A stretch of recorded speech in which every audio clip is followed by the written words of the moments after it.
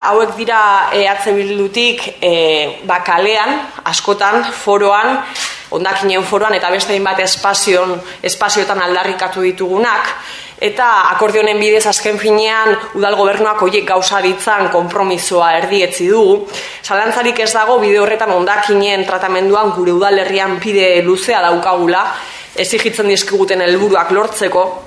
Eta ere esan behar dugu EH Bilduri askoz ere aurreratuta egotea gustatuko litzaigukela gure udalerrian, esparru honetan askoz ere aurreratuak egotea gustatuko litzaiguke.